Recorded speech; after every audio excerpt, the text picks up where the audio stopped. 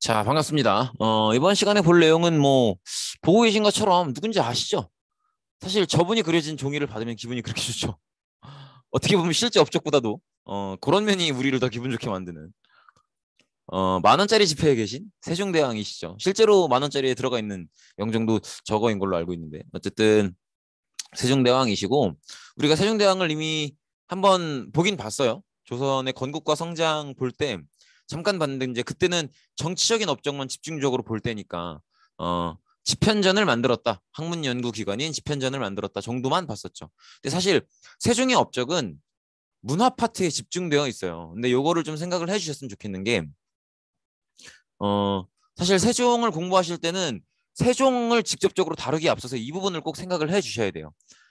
세종의 업적이 가능했던 건 그 앞전에 태종이 있었기 때문에 가능한 거라는 걸 꼭 생각을 해주셔야 돼요. 그래서 태종 때 왕권 강화가 됐기 때문에 왕권이 강화된 게 있기 때문에 요걸 바탕으로 세종이 가능했다라는 거. 그래서 세종의 업적은 문화에 좀 집중되는 면이 있어요. 그러니까 이미 다른 부분들은 자기 아버지 때 상당 부분이 안정화가 된 거죠. 정치 시스템도 그렇고 왕권도 그렇고. 그래서 세종은 큰 걱정 없이 자기가 원하는 부분에 집중할 수 있었던 거예요. 그리고 이 개인의 능력도 굉장히 뛰어났고요. 어, 그리고 사실 세종의 업적은 여러 방면에 걸쳐서 굉장히 다양하고 많아요. 근데 이제 그 중에서도 문화, 그 중에서도 사실은 과학 파트에 굉장히 집중되어 있는데 과학 파트의 업적은 다음 시간에 보도록 하고 이번 시간에는 이제 여러 가지 편찬 사업들 그리고 무엇보다 핵심적으로 훈민정 이렇게 보도록 하겠습니다. 천천히 한번 보도록 하죠.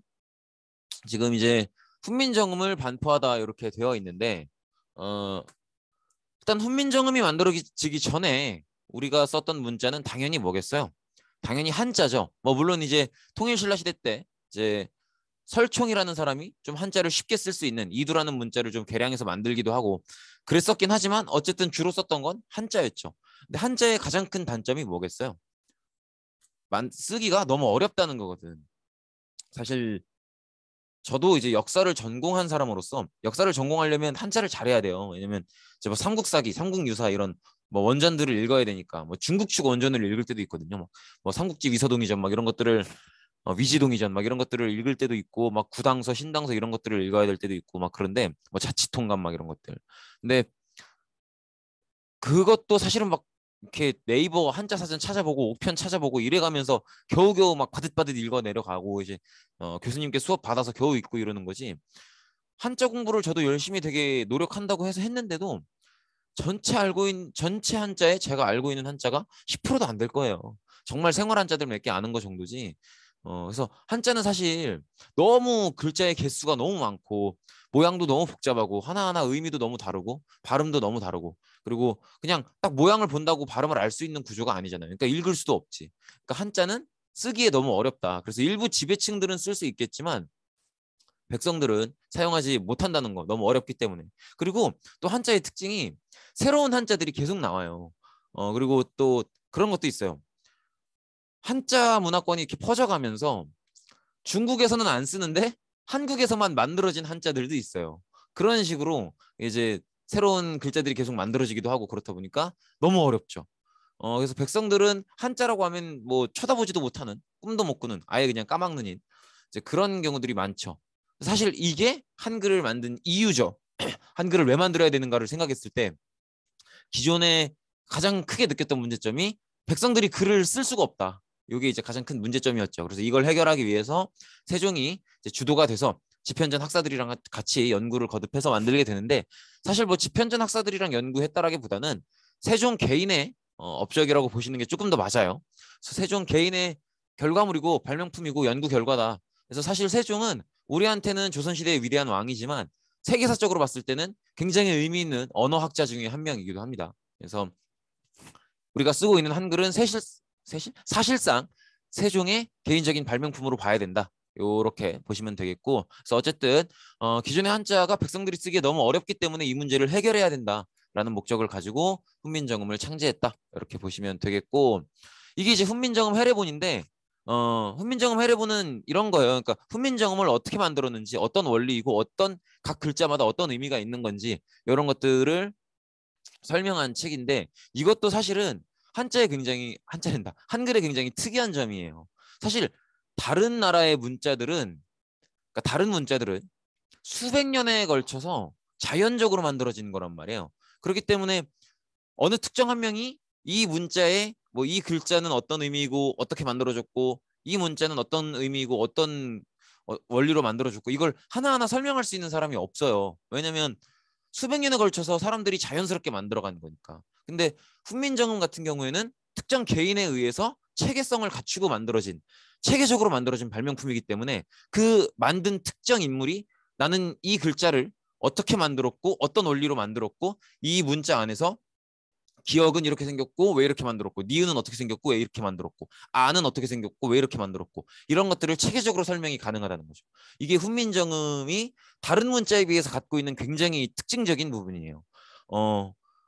그래서 이런 부분들도 한번 생각해 보시면 좋겠고 근데 그래서 보통 이제 굉장히 과학적이다 이런 얘기를 하죠. 또 더구나 이 자음 모음의 모음을 결정 이 발음을 이제 뭐야 자음 모음의 모양을 결정할 때 그걸 발음하는 이렇게 말이 꼬이니 그걸 발음하고 있는 사람의 입과 혀, 목의 어떤 구조를 많이 본따서 이렇게 글자 모양을 만든 거기 때문에 굉장히 이제 인간이 어떻게 소리를 내는가 종류별로 어떻게 소리를 내는가를 고민해서 거기에 맞는 글자를 만든 그런 의미가 있는 글자죠. 그래서 굉장히 과학적이다 이런 표현도 하죠.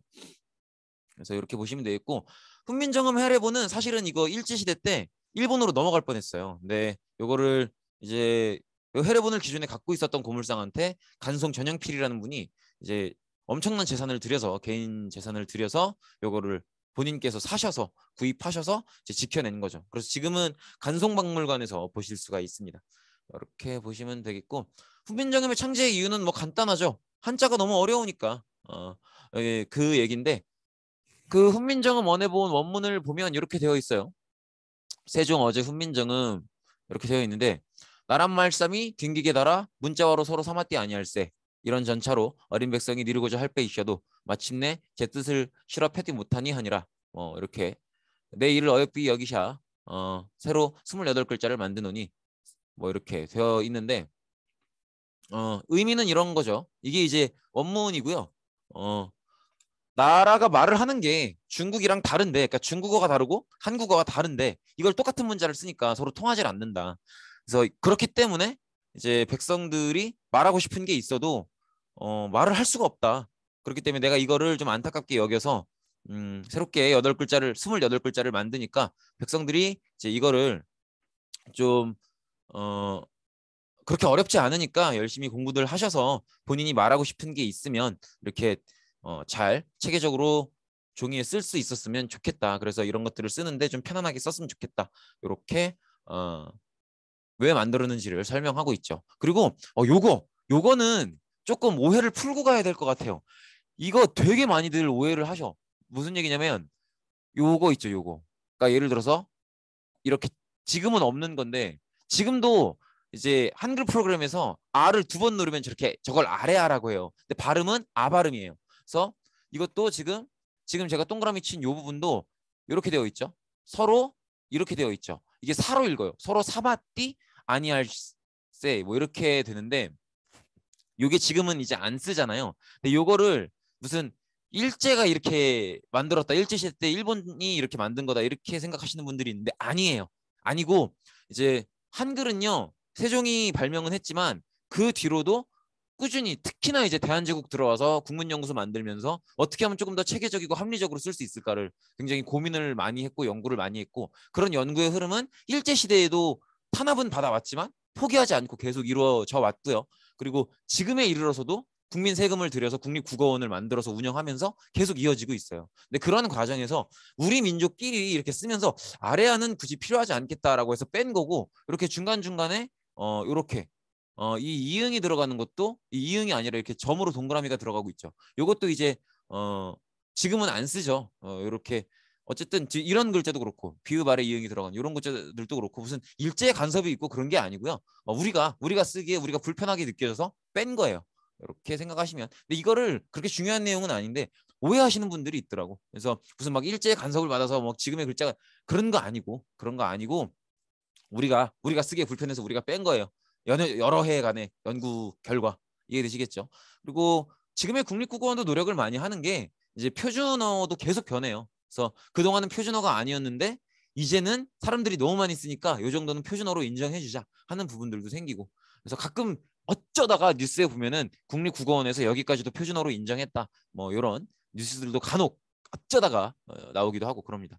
어쨌든 그렇고, 요 얘기는 이것도 하나의 오해인데, 지편전 학사들이 막 이게 뿌리 깊은 나무라는 드라마가 있어요. 그 드라마가 원래도 있던 편견을 더 그렇게 만들어놨는데, 어, 훈민정음을 만들 때 지편전 근무자들이 엄청나게 반대했다, 막 이런 얘기들이 있는데 그게 틀린 얘기는 아니에요. 여기 이름이 있는 것처럼 뭐 신석주, 김문, 정창손, 하위지, 하위지는 또 꽤 높이 올라간 사람이기도 한데, 정처검, 조근 이런 사람들 대표로 최만리 이런 사람이 이제 훈민정음 안 된다 이렇게 의견을 내기는 했는데, 이것도 이제 지편전 학사들 중에 일부일 뿐이고요. 그러니까 지금도 우리도 뭘 해도 그렇잖아요. 뭘 하자 그래도 반대하는 사람도 있고 찬성하는 사람도 있고 그렇잖아요. 그러니까 예를 들어서 뭐 이렇게 생각해 보자고. 어떤 담임 선생님이 이제 중간고사 한 달 앞두고 우리는 예를 들어서 저녁 한 6시까지 야자를 한다 이렇게 선언해 버리면, 어떤 친구들은 찬성하는 친구들도 있을 수 있잖아. 또 반대하는 친구들도 있을 수 있고. 그러면 적당히 원하는 사람만 합시다라든지 뭐 이런 식으로 합의를 보겠죠. 근데 그런 정도예요. 그래서 이 집현전 학사들 중에서도 새로운 글자를 지금 섣부르게 만드는 거는 좀 진짜 이제 우리가 하고자 하는 말의 의미를 정확하게 못 담을 수도 있다. 좀 복잡하고 이런 내용들은 이렇게 생각하시는 분들도 있었고, 그래서 무조건 집현전 학사들이 싹 다 막 이렇게 세종대왕에 다 반대해서 뭐 그렇게 생각하시면 안 된다는 거고, 그리고 조금 더 열어서 생각을 하셨으면 좋겠는 게, 지금 우리가 한글을 너무 잘 쓰고 있다 그래서 한글을 만드는 걸 반대했던 사람들을 무슨 쓰레기 취급하듯이 생각하시면 안 돼요. 그 당시 입장에서는 그렇게 생각할 수도 있어요. 이해되시겠죠? 그래서 이렇게 좀 열려있는 마인드로 어쨌든 보시면 되겠고, 요거 훈민정음 창제 과정에서 어떤 갈등이 있었는지는 지금 다루기는 뭐 너무 세세한 내용이라서 그냥 약간의 갈등이 있었구나, 집현전 학사들 중에 일부가 반대하기도 했었구나, 그 정도로 그냥 생각하시면 될 것 같습니다. 이제 넘어와서 훈민정음의 특징이 뭐 장점이죠. 뭐겠어요? 일단 뭐 독창적이고 과학적이다. 이거는 그런가 보다 하시면 되고, 최대 장점은 배우기 쉽다는 거죠. 배우기 쉽고, 그리고 개인적으로 제가 생각하는 또 다른 큰 장점은 일단 표현할 수 있는 소리의 가짓수가 굉장히 많다는 거. 그게 되게 가장 큰 장점 중에 하나가 아닐까 싶어요. 어쨌든 배우기 쉽다는 게 가장 큰 장점이고, 사실 배우기 쉽게 하려는 걸 목적으로 만들어진 문자예요. 이건 명확하게 이해하셔야 돼요. 그동안의 한자가 쓰기 어렵다라는 문제의식에서 출발을 하기 때문에 어떻게 해서든 쓰기 쉬운, 배우기 쉬운 문자를 만들겠다라는 목적의식을 갖고 만든 문자이기 때문에 사실은 그 어떤 목적에 성공을 한 거죠. 그래서 배우기 쉬운 게 가장 큰 특징이다. 왜냐하면 배우기 쉽다는 게 그 뒤로 너무 역사적으로 큰 변화를 불고 와요. 그래서 요 배우기 쉽다는 특징을 꼭 기억을 하셔야 돼요. 일단은 백성들이 문자 생활이 가능해졌죠. 그래서 그동안은 내가 그냥 입으로 말하는 거 아니면 내 뜻을 전달할 방법이 없었는데, 아니면 한자를 배우던가. 근데 한자를 배울 정도 되면 농사를 포기해야 돼요. 한자 배울 만큼 공부하려면 농사 지을 수가 없어. 근데 이제는 아주 간단하게 아주 어릴 때 농사를 지을 수 있는 힘도 없는 아주 어린 나이 때, 막 5살, 6살, 엄마 막 이럴 때, 엄마 깎아줘 막 이럴 때 글을 배우는 게 가능해질 정도로 확 쉬워졌기 때문에 이제 문자 생활이 가능해졌다는 게 좀 있고, 그다음에 그렇기 때문에 이제는 드디어 정부가 무슨 말을 하면 알아듣기 시작하는 거죠.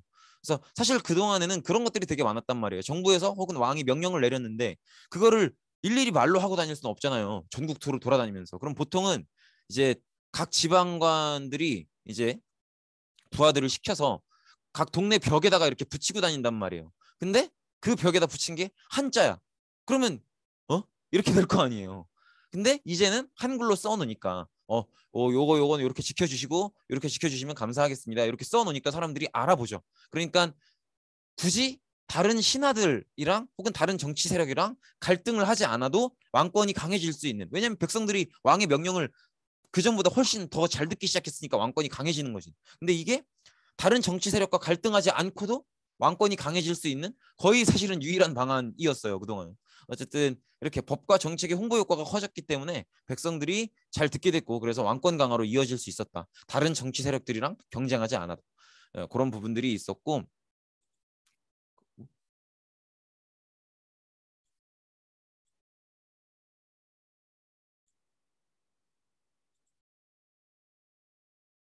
그리고 이 훈민정음을 보급하기 위해서 굉장히 노력을 많이 합니다. 잠깐 방송이 이렇게 조금 끊긴 면이 있었네요.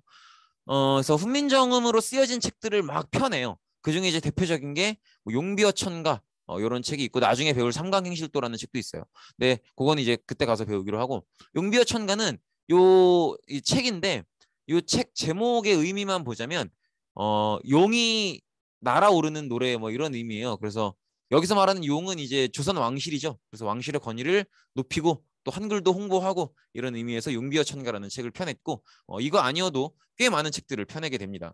그래서 훈민정음을 홍보했다.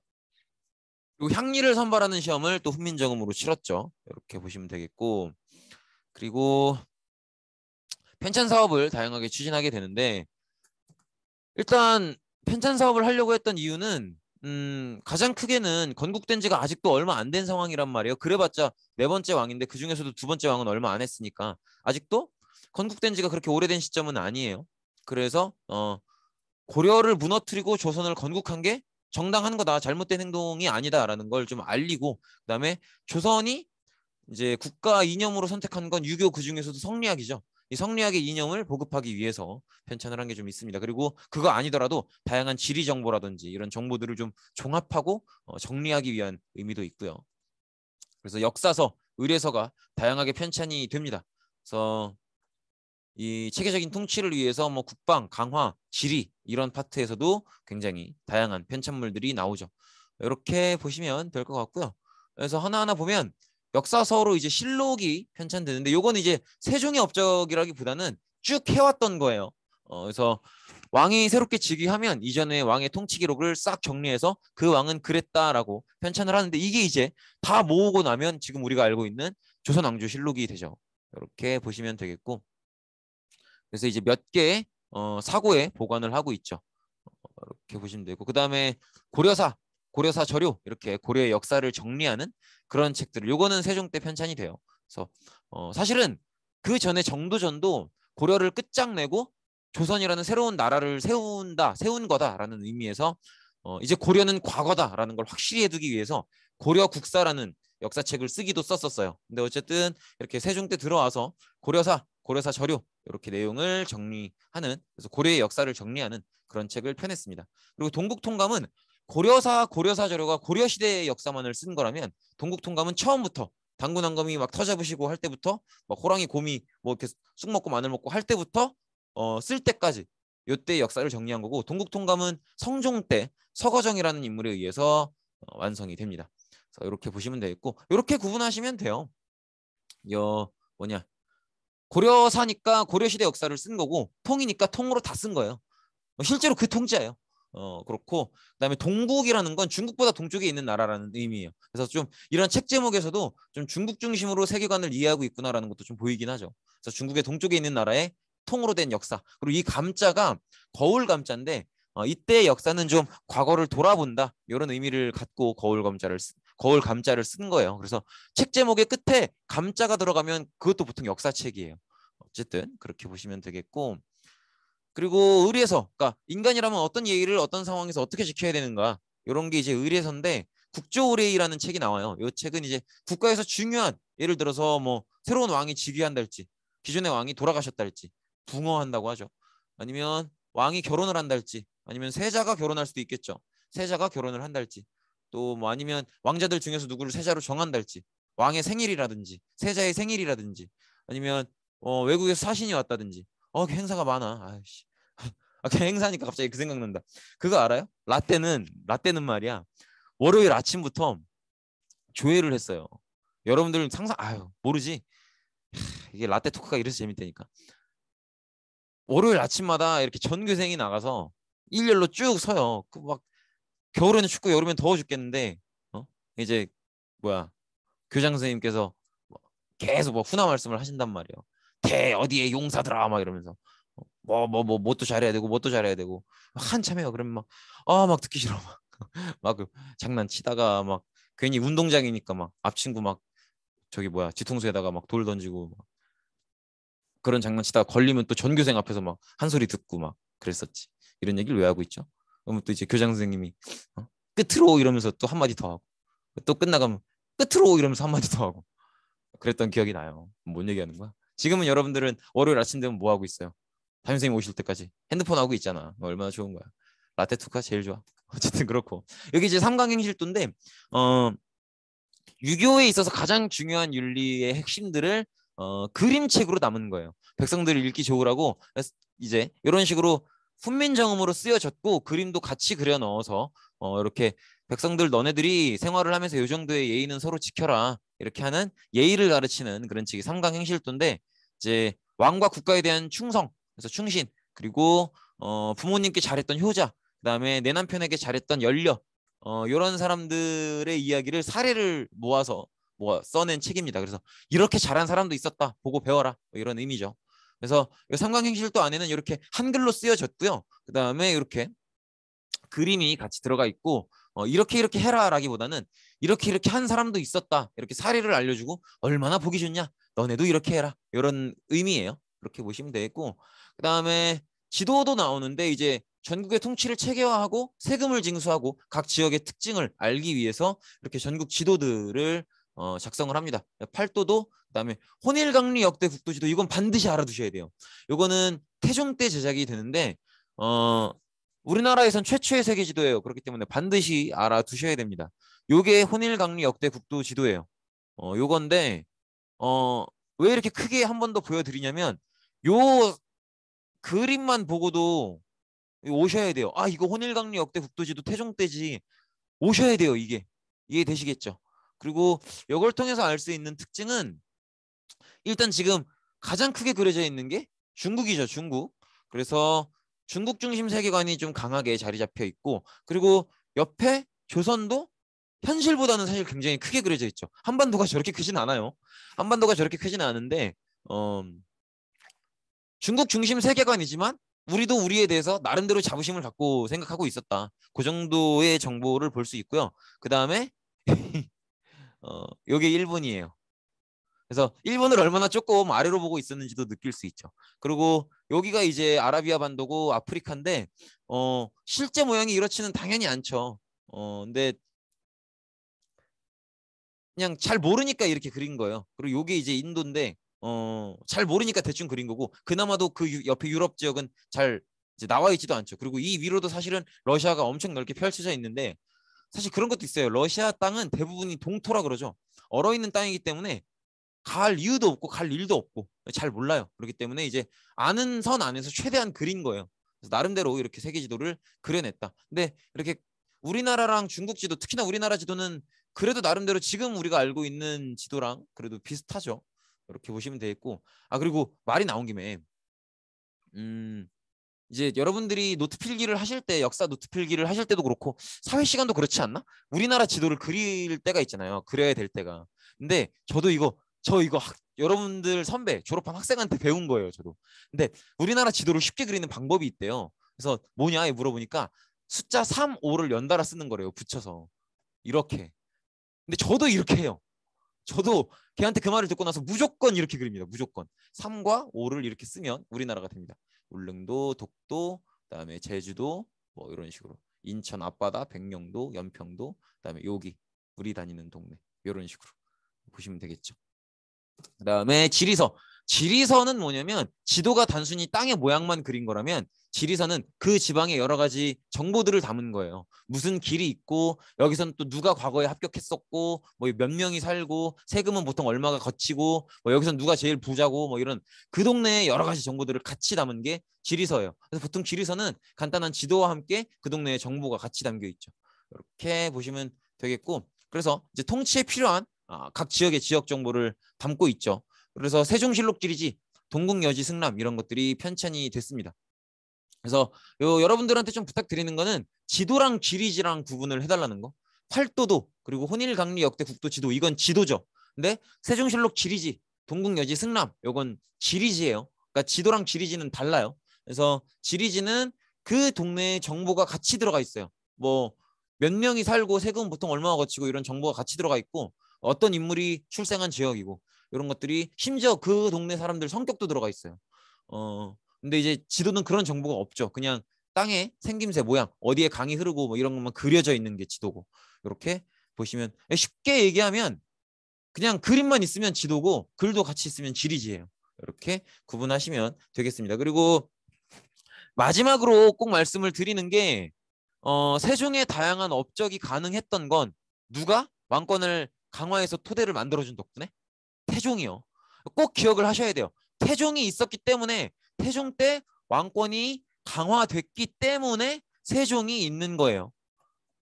꼭 기억하셔야 됩니다. 그냥 세종 오빠 짱 이러고 끝내면 절대 안 돼요. 그 위에 태종의 어떤 업적을 꼭 기억을 하셔야 된다는 거죠. 마치 광개토대왕의 그리고 장수왕의 전성기가 있기 위해서 소수림왕이 있었고 그리고 신라 진흥왕의 전성기가 있기 위해서 그 앞전에 버풍왕이 있었고 근초고왕의 전성기가 있기 위해서 누가 필요했어요? 고이왕이 필요했잖아. 그런 것처럼 세종의 그런 아름다운 업적들을 위해선 세종이 그런 데 집중할 수 있도록 이렇게 앞전에 태종의 왕권 강화가 필요했다라는 것 정도를 좀 기억을 해 두셔야 됩니다. 네, 고생 많으셨습니다. 이번 시간은 여기까지 보도록 하겠습니다.